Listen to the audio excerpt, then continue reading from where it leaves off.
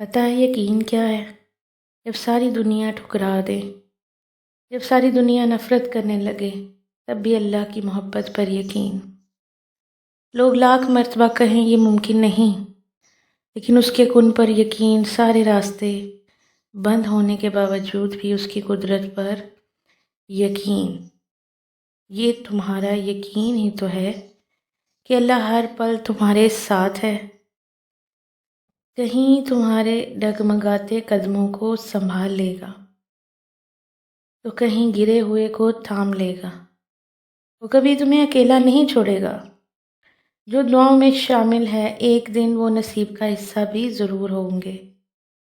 بس اللہ پر یقین رکھیں۔ اللہ تو خود کہتا ہے ہر مشکل کے بعد آسانی ہے، تو رکھو نا یقین اس پر جو رحمان ہے، جو بھی دے گا بہترین وقت پر بہترین چیز دے گا۔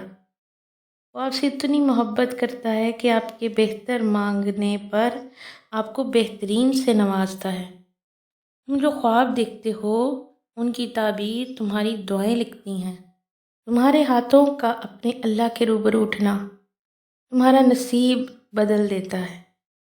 وہ تمہارے مقدر کو بدلنے کی گنجائش تب تک رکھتا ہے جب تک تمہاری دعائیں اس کی چوکھٹ پر بے بسی سے کھڑی رہتی ہیں۔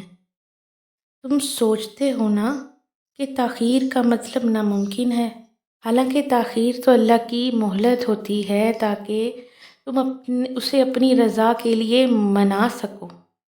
اللہ قبولیت کے دروازے تب تک تم پر بند نہیں ہونے دیتا جب تک تم اس سے مانگتے رہتے ہو۔ اگر اس نے یقین کے بعد بھی تمہیں اپنی عطا کے جلووں سے محروم رکھنا ہوتا تو وہ انگلی کے ساتھ ایک اشارے پر چاند کو 2 ٹکڑوں میں تقسیم کیوں کرتا؟ جیسے اس کی مصلحتیں تمہارے بس کی بات نہیں نا، بالکل ویسے ہی اس نے تمہاری مدد کے وسیلے بھی وہاں سے بنا رکھے ہیں جو تمہاری سوچ سے باہر ہے۔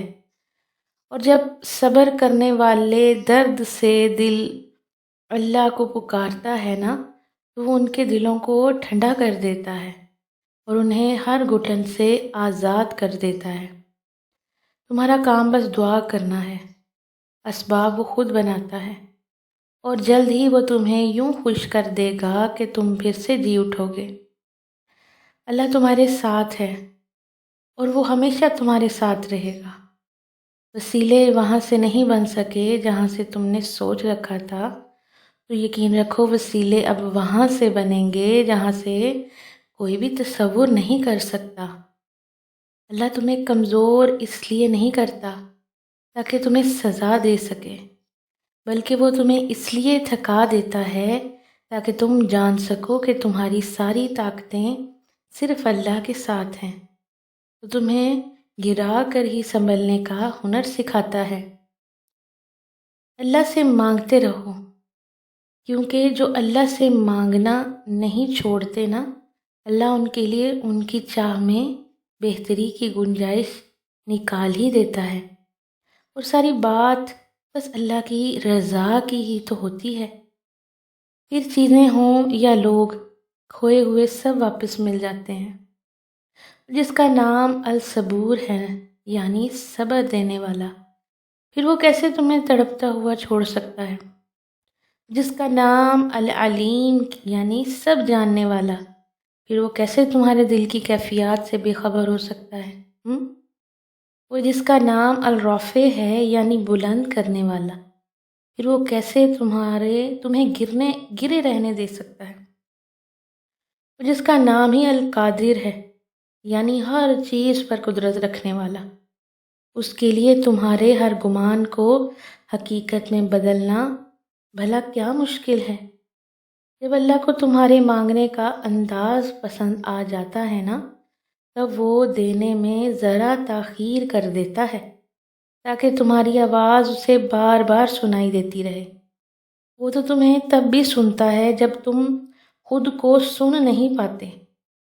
پھر یہ کبھی مت سوچنا کہ اللہ نے تمہاری التجا رد کر دی۔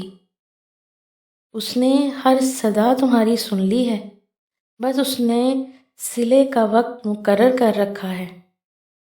جو تم سے دور کر دیا گیا ہے ایسا ہرگز نہیں کہ وہ کبھی واپس نہیں آئے گا۔